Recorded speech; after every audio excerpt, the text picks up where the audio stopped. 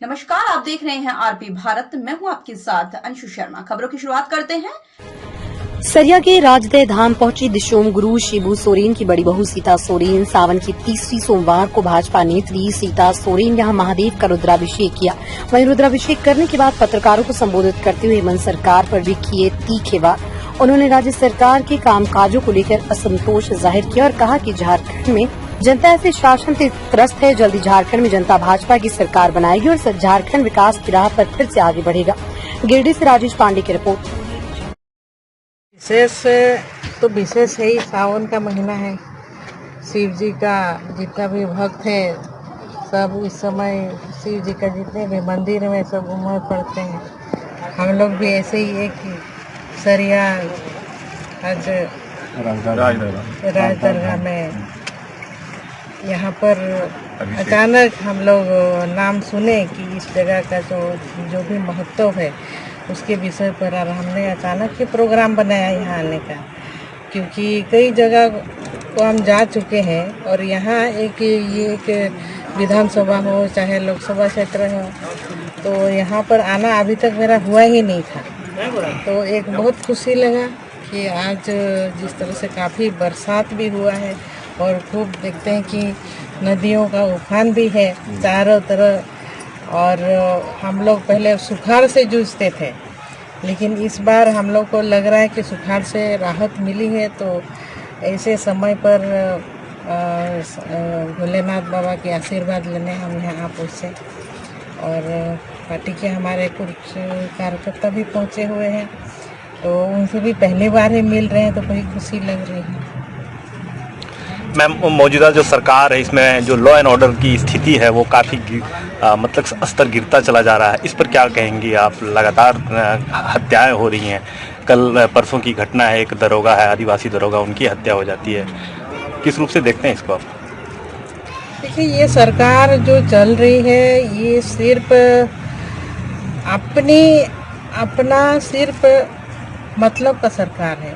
इसमें देखिए हम लोग कि मुख्यमंत्री किस तरह से जेल जाते हैं और एक कुर्सी को ऐसे जो हमारे पूर्व के जो पार्टी के जो जेएमएम के जो चंपई सोरेन जी, जिनको मतलब कोल्हान का टाइगर माना जाता था, उनको बैठाया जाता है। फिर जिस तरह से 5 महीने के बाद जेल से निकलते हैं फिर उनको तुरंत ही कुर्सी से हटा दिया जाता है।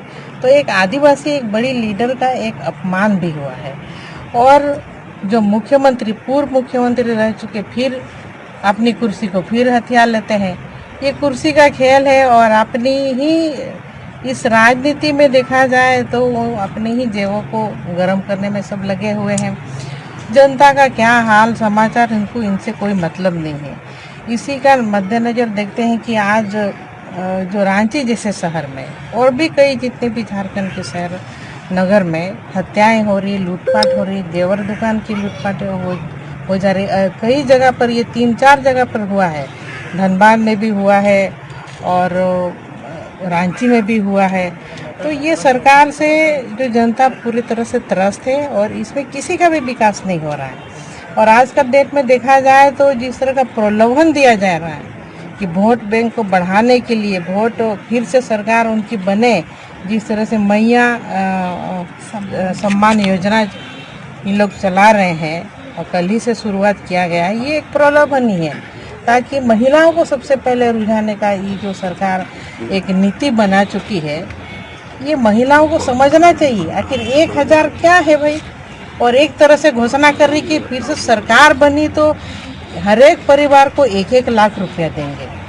तो ये अभी भी तो सरकार है उनकी, अभी से ही देना शुरू कर दे। जिस तरह से मैया सम्मान निधि दे रही है सरकार, कल से शुरुआत की, पर अभी तो कल से शुरुआत हुआ है तो अभी हम पेपर में क्या देख रहे, सर्वर डाउन है। खाली ये दिखाने का योजना है, कुछ ऐसे किसी का विकास होने जाने को है नहीं।